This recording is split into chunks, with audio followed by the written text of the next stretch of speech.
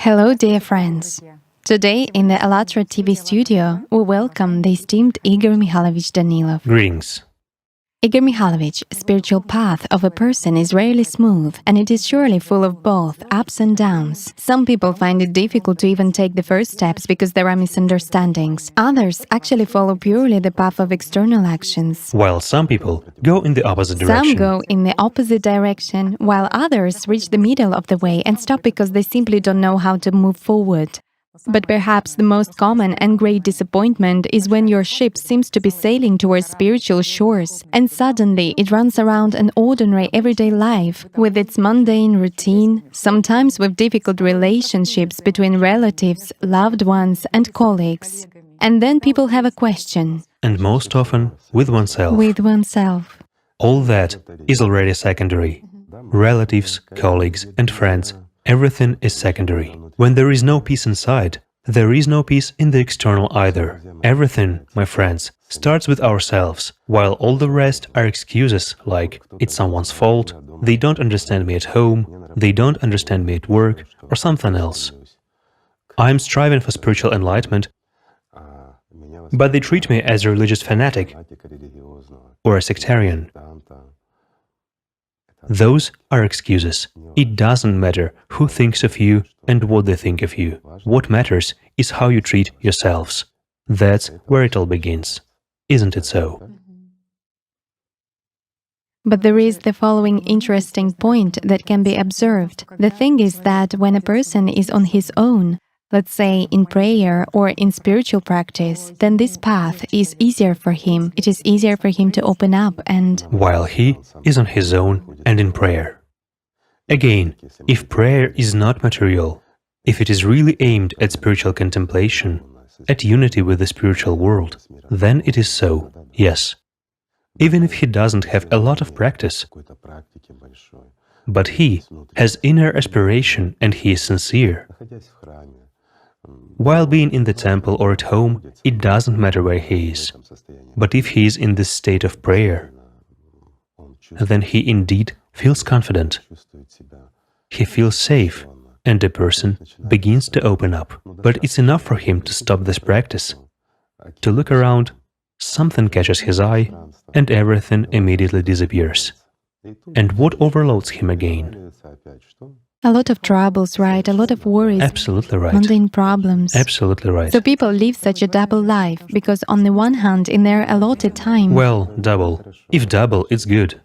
But more often, there are a lot more parallels in our lives. Yes, it turns out that on the one hand, there is God and spiritual and moral values, but on the other hand, there is everyday life and problems of everyday life. So a person maneuvers between these two. You know, the problem is that today, the word God, for many people, is like a culture, a habit, while spiritual life means to observe some morals a little bit, but at the same time, to remain an inveterate consumer, an egoist, fixated on his problems, and eager to be loved by everyone. Many people even go to religion in order to be loved at least by God. That is, they don't learn to love, they look for those who would love them, and in religion they seek to be loved. Yet, in spiritual practices, or on the spiritual path, the first thing a person must learn is to love. A person must learn to love instead of seeking those who would love him, and certainly not to desire or wait for God to love him. If you don't love God, how will He love you? Everything is very simple. So it really turns out that prayer is the first impulse of love, or that first seed which a person plants. No, prayer is already an action. Prayer, spiritual practice, all this is already a certain action. While the first impulse is when a person looks into himself and feels that everything is not as he was taught at school, in kindergarten, or at home. It doesn't matter. Everything is not so material.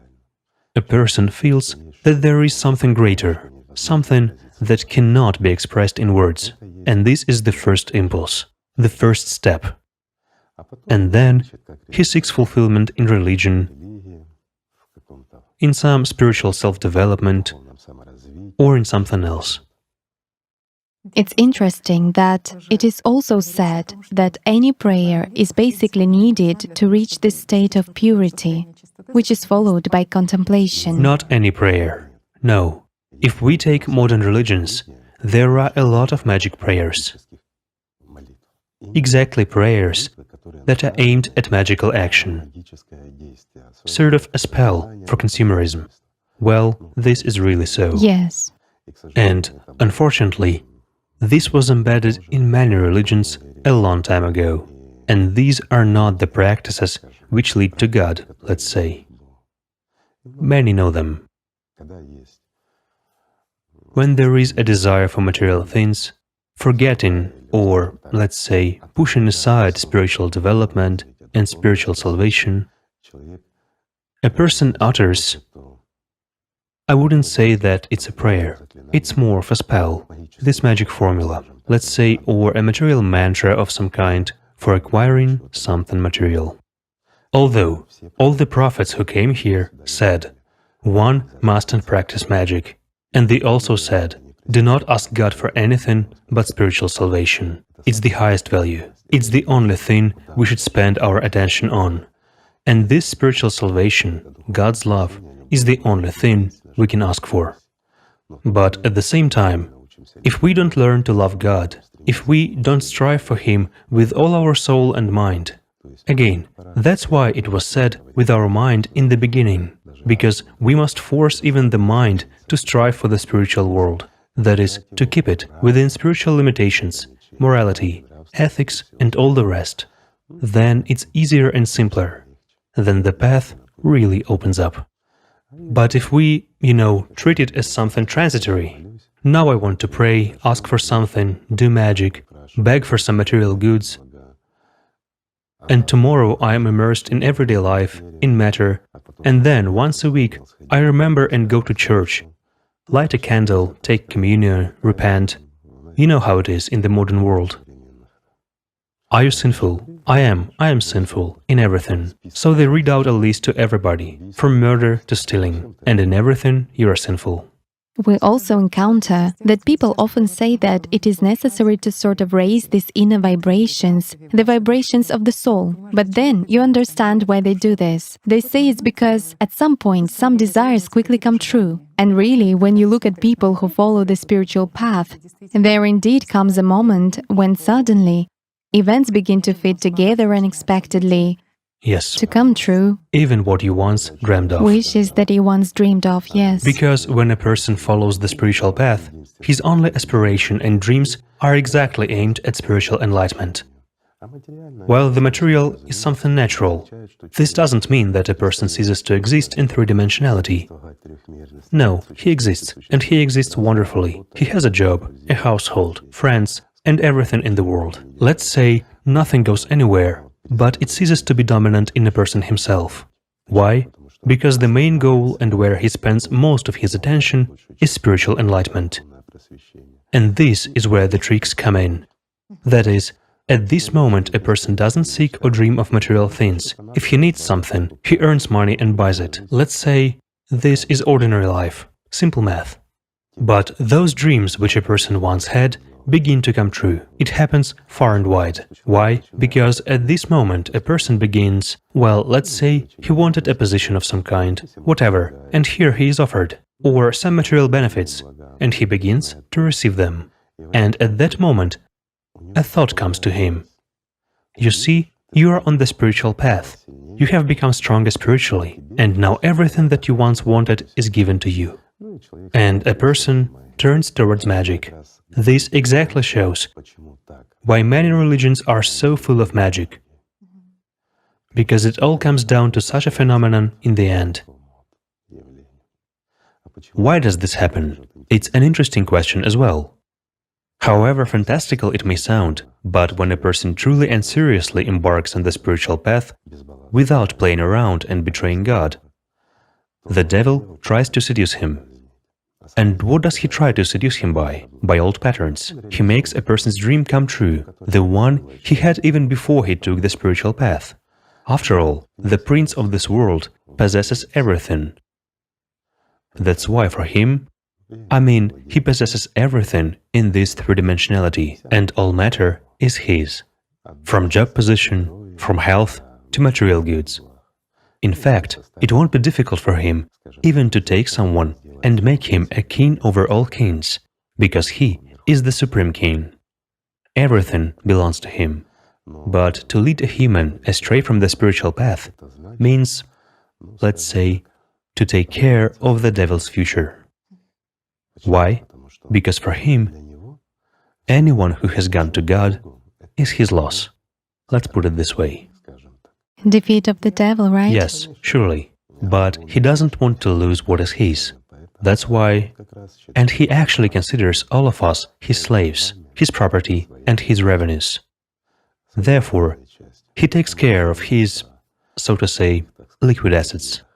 Concerning these tricks and this spiritual battle which the devil wages against a human, it is said in Christianity in particular that the devil surely stops people at the first stage by saying that the spiritual path is very difficult, so don't even move there, and indeed it has been noticed. Well, it's actually a dialogue in one's head. The devil gives emotions, this sensation, throws in an emotion of emptiness, indignation, some irritation, anger, or on the contrary, apathy, and he immediately inputs thoughts that the spiritual path is not for you, you are nobody and nothing. But I will tell you the following, my friends. If the devil machinates, it means you are worthy of something. It means there is something to fight for, and not everything is lost in your case yet. And when everything is given easily and simply, it means he is so annoyed with you that he simply wants to push you out. Such things happen too. When people embark on the spiritual path so decisively and in their service scheme against the devil himself so much that it's easier for him to get rid of this person than to fight him. Because he is already not a human at all, but a much higher being. Then even the devil is powerless over him. There is also a second point concerning the devil's schemes. It is when a person really feels this first moment, the first spiritual surge, and goes to God, and he cannot be stopped. Surely the devil doesn't approach such people at once, as the Holy Fathers say, but he approaches them when they start getting lazy, and this... Distraction, yes. Exactly, laziness is a distraction. You know,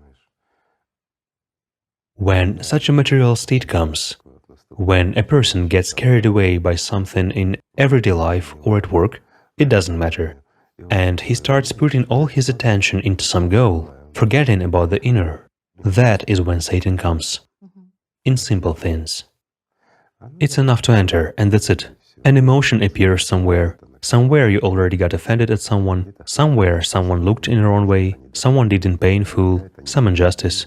By the way, the devil also often catches on injustice. Throws in such thoughts that there is injustice towards me. Meanwhile, I is always above all. Yes. And as soon as your I started exalting itself, it means you are already in trouble. As a matter of fact, one can hardly find a person in the world who wouldn't get offended himself or wouldn't offend anyone. Yes, meaning... It is also one of the most serious tools. After all, what did all the prophets talk about? About the fact that we shouldn't get offended. No matter how somebody wants to offend you, don't be offended. Forgive everything. And what's even better, don't perceive it at all. If someone seeks to offend you, it means you are worth it. And not in a bad sense, but in a good sense.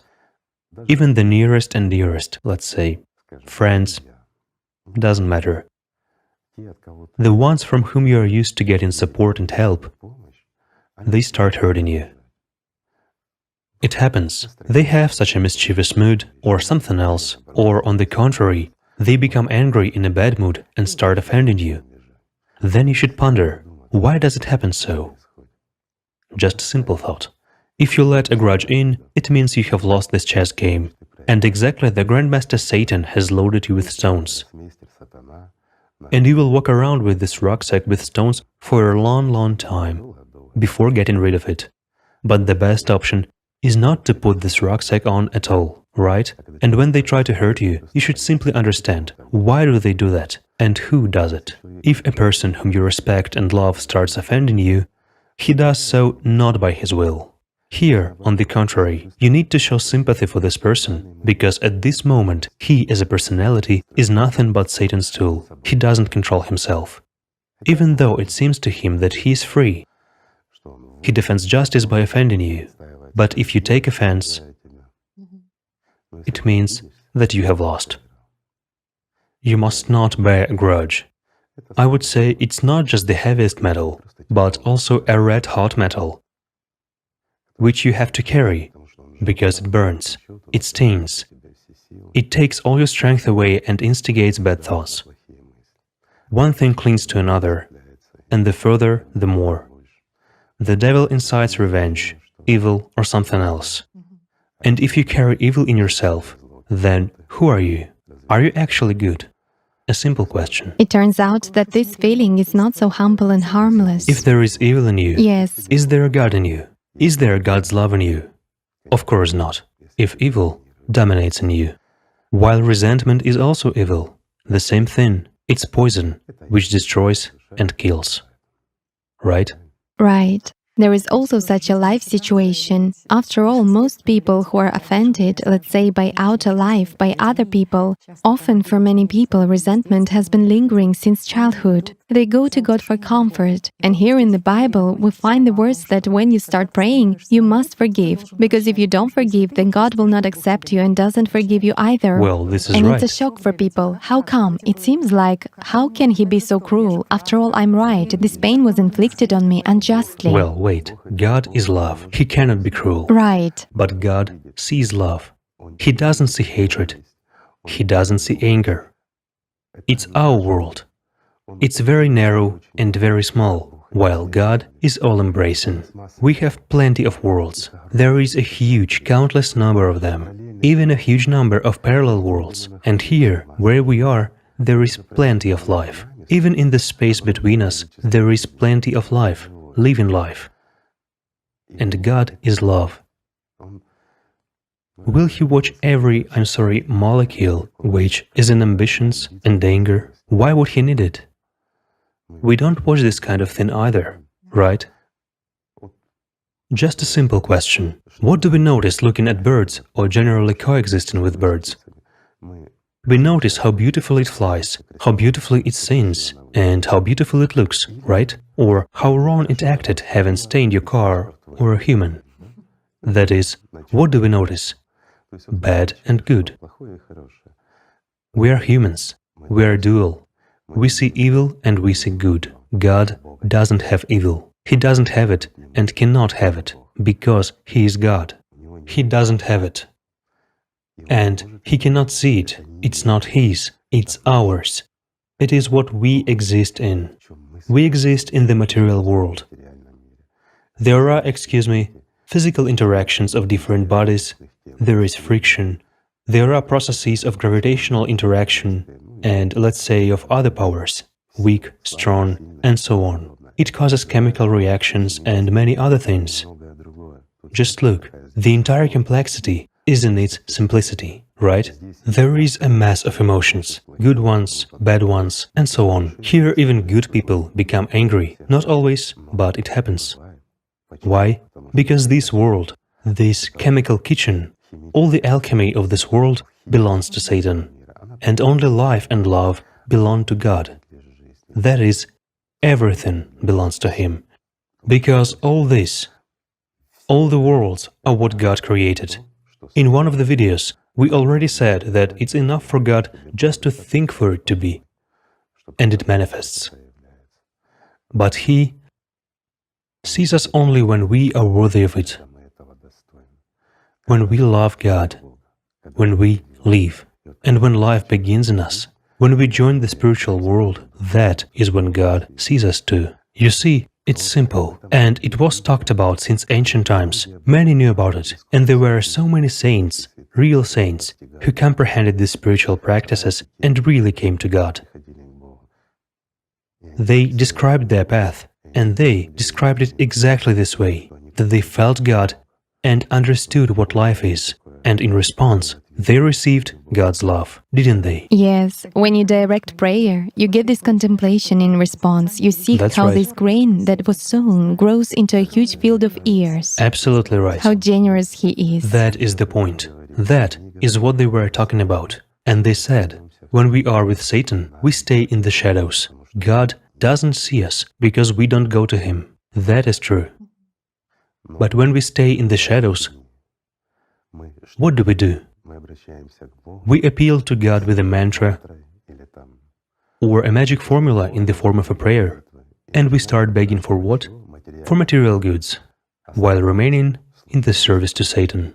And then, what do? We resent God for not giving it to us. Or we pretend that we love God. We perform all the rituals of one or another religion which we belong to. We perform all these ritual actions, everything as it should be, as we are told, but afterwards we get into trouble. And we blame whom? God, because He closed His eyes at the critical moment and didn't see and let something happen to us. Isn't that so? Yes, shifting responsibility all the time. Simony. That is what I meant. So we engage in simony and shift responsibility, and we forget about love. What is also frightening is that we are afraid of God. Isn't that so? It is. And then we think, why doesn't God love us? And why is there no life in us? After all, it's very easy. When a person lives with God, he is never alone. He never has sadness and grief. All he has to do is to look inside himself. And there is boundlessness, there is life, and everything external simply ceases to exist. This is really so. This is true prayer. This is precisely the divine component which awakens in each of us. Because in each of us there is a particle of the spiritual world, isn't it so?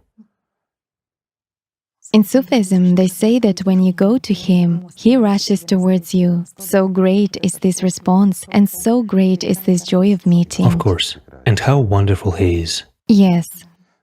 But it is us who put obstacles for ourselves on the way to spiritual salvation. In fact, on the way to life.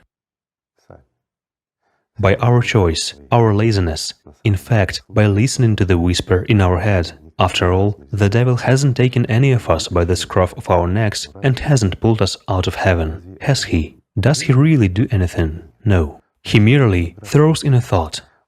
He merely makes us feel some emotion, hatred or envy. He forces us to live by anger, not to live, but to exist.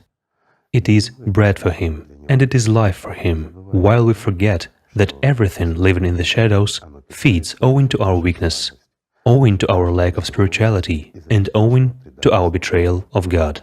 As a matter of fact, when we stand in opposition to God, we betray Him. That is, we betray the Lord when we start serving Satan. Isn't that so? When we are angry, are we actually with God? When we envy, are we with God? And when we take offense, and when we start performing a prayer practice while being offended.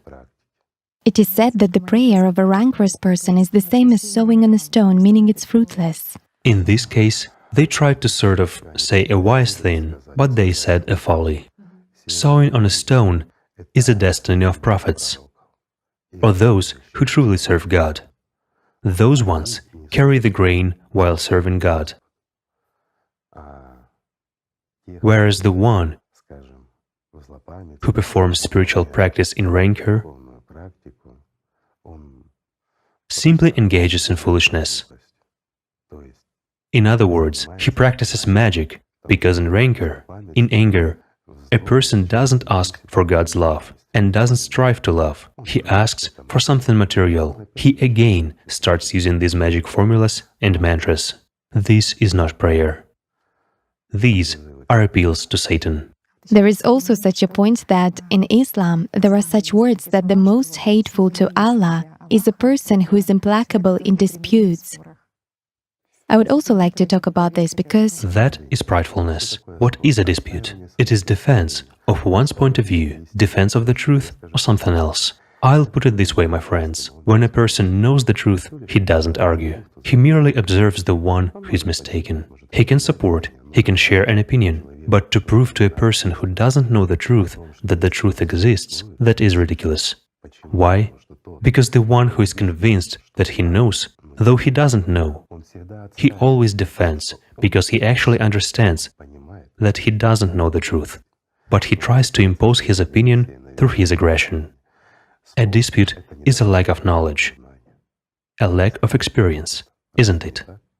But when a person has experience and true knowledge, he won't enter a dispute with anyone.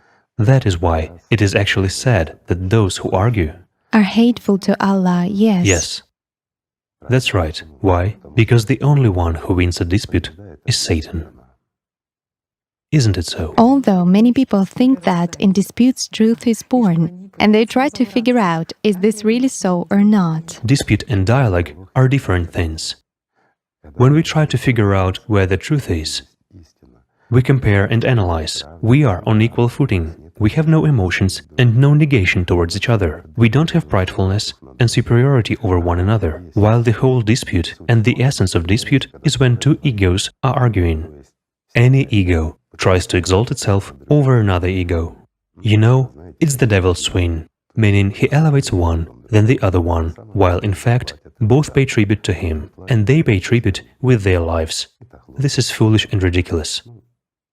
Let's say God simply doesn't see them, while that is already an explanation for people that they are hateful to Allah. Allah doesn't see them. They don't exist for Him as long as they are in the shadows. Do you know how I would compare this?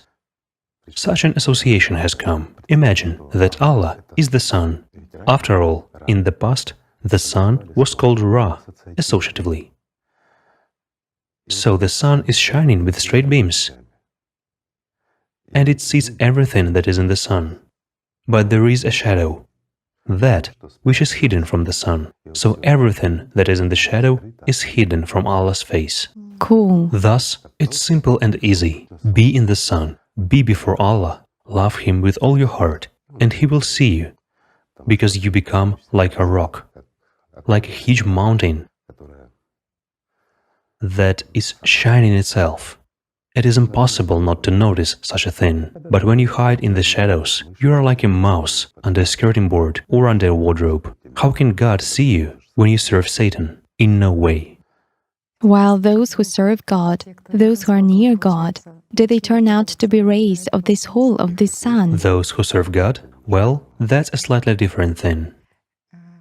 Igor Mikhailovich, I would also like to touch upon such a topic as fanaticism. It seems to be so far away from every person. No, it's not far. Very many people suffer from fanaticism. Fanaticism is a lack of knowledge and an unwillingness to learn. After all, organizations are arranged in such a way, I mean, those dealing with the spiritual development, they are arranged in such a way that everything they do is aimed at development of the organization itself and at supporting its authority, its power, the power of the organization itself. Therefore, these organizations are interested in their adherents to be fanatics. Why do they forbid to read something different, to study something, saying that all this is from Satan, don't you dare, and so on? After all, learning cannot be from Satan or from God. Learning is our freedom, the freedom of personality. We cannot make a choice if we haven't learned. And when we are forbidden to learn something, this imposition exactly comes from Satan, but not from God. God has said, you are free in your choice and in your service. You are entitled to choose life or death, only you, human. Therefore, any knowledge is open to you, and you can study it, and you must study it. How can it be otherwise?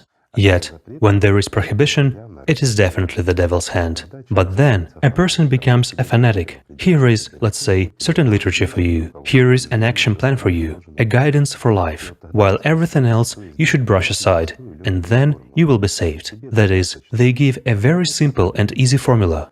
It is enough for you to follow certain rules that they have told you. For example, certain clothes, a certain hairdo, a certain behavior in everyday life. at home, and with respect to the given religious organization. And that's it. Heaven is guaranteed to you. Do you see what the point is? They cover the path to God with external actions, because the path to God lies only through your heart. I mean, through the soul. That is, through the internal. They cover all this with an external action and impose that everything else must be denied. And the person becomes fanatical. Why fanatical? Because he's empty inside, and he knows that. And here is the biggest paradox. A person internally knows and understands that he hasn't found God, that there is no power in him, the power of love itself, but there is a certain set of actions in him. He understands that if he acts this way, for they actually told him, but he forgets that it is people who told him, not the prophets. It is not God's prophets who told him to be like this, but it is people who speak on their behalf. And the person is simply convinced, having chosen an easy way for himself, which is supposed to guarantee and ensure normal existence for him afterwards, or a free pass to heaven, sort of a passing ticket. He actually becomes a fanatic, defending these delusions. These are very convenient people for an organization. While in the spiritual sense, well, pardon me, let's say anyone who really engaged in spiritual development expanded their outlook on other religions and on everything else. And so many saints who really came to God through spiritual knowledge were ordinary people. But eventually they came to an understanding that God is one, to such a universal formula, right? That all prophets are from Him, and they said the same truth. They came with the same purpose, and they came not to some chosen nation, but to everyone. And they talked to all people. Saints came to a simple understanding that God is love, while everything else is intrigues of Satan and his slaves, or rather, it is the intrigues of Satan through the actions of his slaves. This will be more correct. As a matter of fact, being in Satan's slavery, we ourselves do all this. We distort the truth. We enslave our own personality with our consciousness, and we also strive to enslave others. In the hope of something better, we lose the truth. Indeed, there actually exists no monopoly on the truth. The truth cannot belong. And there cannot exist. The truth belongs to God. No one, even the devil, dares to encroach on it. But nevertheless, it is mangled. It is distorted. People are people.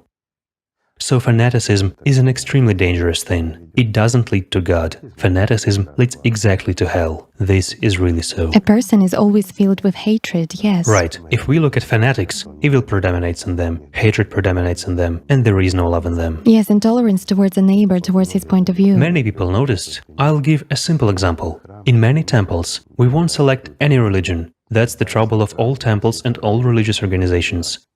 When there always appears someone overly spiritual, enlightened, a bodhisattva or, let's say, a saint who rebuffs everyone, growls at everyone, and he is fierce like a dog while being in God's temple. Well, who hasn't encountered such people? He sets his rules. He sets the rules, exactly. Yes, such a thought has also come that, indeed, fanaticism from the perspective of being such a definite defense of one's position, one's point of view, and intolerance towards another person's point of view, it is also a phenomenon of everyday life. As a matter of fact, it turns out that in all these disputes, in family and everyday life, each of us is basically a fanatic of consciousness. Of course. In other words, we remain manipulated by Satan. Yes. It doesn't matter what the reason of our dispute is and what we defend. Just look how people argue and defend. If you yourself want to argue, what awakens inside? Where does it come from? After all, if we look even at the human structure or at subjective physical sensations, everything is identical. Where it arises, how it moves inside the body. It's just that people, you see, I'll put it this way, people have been weaned from looking. People have been trained to listen. Yet, the difference is huge.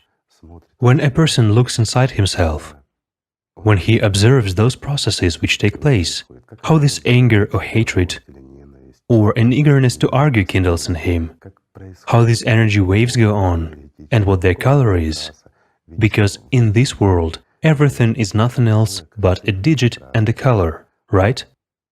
And we again come to what? To those very vibrations.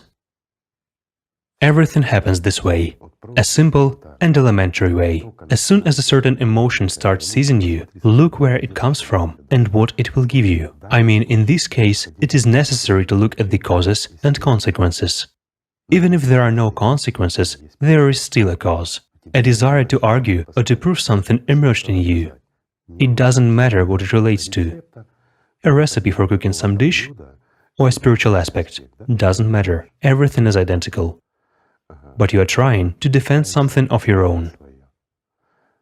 What is boiling up in you? That's the question. It is boiling up. Right. A chemical reaction occurs in you. Again, with the redistribution of certain energy. Right? You get drawn into this process.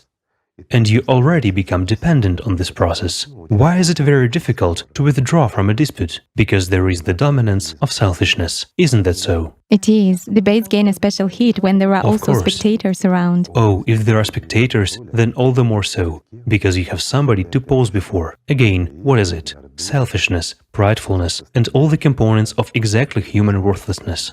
To infect another person, yes. Or I would put it this way, all the distinctive features of Satan's slave. Right. After all, based on observations as well, when an interlocutor defends a certain point of view, you actually trace how a desire to defend a completely opposite point of view arises. You know, like quantum entanglement in physics. Of course, even if you know that you are definitely wrong. Plus here, sharp minus there. Minus is immediately manifest there. How can it be otherwise? Yes, and vice versa. Because these are material particles. The same is with people. They are material. As soon as an interconnection occurs, while interconnection is, pardon me, not just love or some desire or aspiration for something, it is also hatred, it is also resistance, it is also, as they say, sporting passion to win over somebody, meaning such a confrontation. All these are actually components of one and the same dish, Satan's dish, that we are, in fact, we, humanity, are actually his kitchen.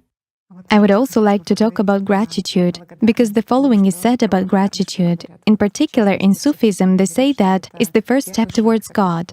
And in Christianity, I also encountered interesting words that thanksgiving, meaning to God, both for oneself and necessarily for one's neighbor, gets a person off the ground and turns people into angels. For one's neighbor, it's already added, thanking God for a neighbor is an element of magic. And it was already added by those very religious organizations. Look how subtle substitutions take place. After all, why have I called Satan the grandmaster of this world? Because he is very smart. He has existed for billions of years. He has seen many people, and he has seen everything. That's why the function of this program is to delude us. Why? If we are not worthy, and if we go for it, hence, we don't have the right to enter the spiritual world. We are weak, we are immature, and we don't deserve being a part of the spiritual world. Now, I'll digress a little bit and simply try to explain. Imagine, let's take the example of stones. There are precious stones of a certain purity.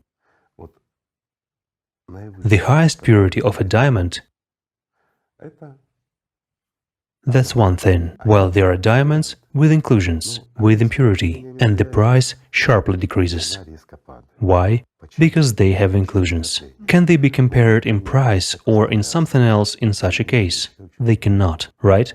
Yet there is glass. It also resembles a diamond. It resembles, yes. But it's not worth anything. Is the difference clear? Yes. The same is here. Thus, the worthiest, the purest and the solidest ones deserve to enter the spiritual world. Whereas those with inclusions of desires, impurity and selfishness, well, how can such people be let into the spiritual world? They will not be equal among the equals. Right, or a glass counterfeit. Or just a counterfeit. Simony that shines like a diamond, but it is actually a glass kipha. Right? So, what does the substitution consist in?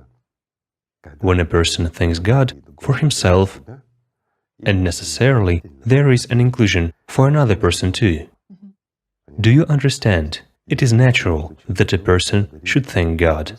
It is natural. It is a message of love and gratitude, especially when he feels a response or when positive, spiritually positive changes take place in him, when he begins to feel this freedom, when these shadows disappear from him, when he becomes, let's say, like that diamond in the sun, saturating itself with this light, and he is capable of illuminating somebody. And here, naturally, comes what? What can we give God except love and gratitude? Nothing. And from here comes gratitude. It is an inner need and a state. We redirect our attention, but we are being told, and necessarily for another person. And here an element of magic begins, because we address, we as personality, and only we can have contact with God, only for ourselves. However, we start addressing God with gratitude for the fact that He gave me a good friend or something else. Look, what a nice friend, and so on. Thank you, Lord. And a material dialogue begins. From the aspiration to thank God for another person, magic actually starts. And what does it end with? Lord, give me health, give me comfort, give me as much love as possible, give me material goods. The emphasis is shifted. Money, power, sex, what else? And everything else, and as much as possible, and don't forget to give it in double measure, right? After all, I'm so good. Look, while it begins with simple things, doesn't it? A subtle shift, yes, right away. A very subtle manipulation and a very subtle substitution, and it allegedly came from the prophets. No, the prophets said, there is God and there is you. You are responsible for yourself. No one will enter God's gate instead of you. No one will give you life but yourself. It is clear that such personalities as Jesus Christ had an opportunity to grant life to somebody, or messengers, or the Holy Spirit. He certainly can. The point is not in them. The point is in us, ordinary people. Can we really give anything to anyone? In this world, we can. In this world, we actually must give. And when we start serving God, yet, what does it mean, serving God? It is when you yourself have understood, and an aspiration and a desire arises in you to help someone. Here, we can help. But to thank God for giving you a good friend, or to thank not only for yourself, but for someone else, so that he begins to see the light, it's ridiculous. That's already a substitution, that's already an element of magic, a very subtle and plain one. Moreover, in dialogue with God, everyone else actually disappears. There is no... Just look, let's reveal another interesting point regarding gratitude. People often thank God for their children, or even for the fact that a person didn't have children, but then they appeared, and he is grateful to God because the Lord has sent him children or something else, right? And in all religions, it's normal to thank for everything good. We love our children. We want them. They come to us by God's will, into the material world. One more personality with an indefinite choice. Yes. It turns out that we really expect something all the time. We really don't look, and we treat God like a game. We treat God as something unclear. The trouble is that they don't explain to us since childhood what the spiritual world is and what God is, and how to build a relationship. Indeed, we are not being taught. We are taught to be slaves of one or another organization, using God as a cover. Why? Because it turns out that we must serve the organization, the mediators. And just look, any organization says, you don't have the right to leave us. If you leave us, that's it. You won't get saved, you have betrayed the organization, you have betrayed God, and so on. Isn't that so? It is. Again, a person is property. Of course. And a person is property of either Satan or organization, or of someone else, while a person must not be property. After all, even when entering the spiritual world, a person doesn't become God's property. He becomes his part, a part of the boundless spiritual world. The difference is huge. Sufis have such an understanding. It is still preserved when they say, either I am in you, or you are in me. These vary. You also say that the truth does not belong to religions, that it exists in all religions. Of course. Indeed, if we ponder, it turns out that all the components which are needed for salvation are beyond the religious context. Every person has that very soul. I'll put it simply. What religion does the soul belong to? My friends, I'll ask you a simple question. What religion does God belong to? God is one for everyone, isn't He? God's love. What religion does the truth belong to? The truth is one. It cannot belong to anyone or anything, whether it is organization or somebody. God is one, and He is our God. The truth is one. It is sent by the Lord to us, right? And our soul belongs only to God. It doesn't belong to us. This is for people to understand. In order for the soul to belong to us, we must become a part of the spiritual world. And we as personalities should work very hard. We should step over Satan. We should overcome ourselves and learn to love God. That is when we have a chance that the soul will become ours. And it is not us who save the soul. We save ourselves. Nothing can happen to the soul. It is part of the spiritual world. And it is actually that door through which we can come to the Lord. Again, this door is one for everyone. And all this should unite us. However, by no means we say that religions are bad or something else. Religions are traditions. Religions are codes of laws. They are lives of millions of people. They are our history. There is nothing bad even in Satan if we are not his slaves, and if he doesn't control us. Isn't that so? Great. Indeed, there is such an expression that the door of hell closes from inside, that we ourselves. Only this way. We ourselves open the door of heaven, and we ourselves open the door of hell. This right is granted to us by the Lord God Himself. So the main thing is to remember that. If you start feeling miserable and bad, or if everything is grievous, then look, which door is open in you? Just close it, open the other one, and leave, and be happy. Isn't that right? It is. Yes, you and I have actually touched upon the stratum of ordinary human life, which we can talk about endlessly. But the main and the simplest thing is to simply love God, to love and respect each other. Then everything becomes simple, clear, and understandable. When we are really devoted to the Lord God, when we really love Him, nothing prevents us from living. Do you know what else I will tell you?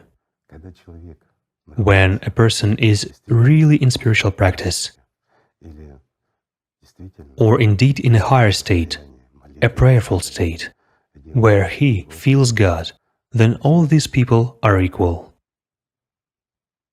They have no religions, and they have no contradictions. Why? Because they don't have service to Satan.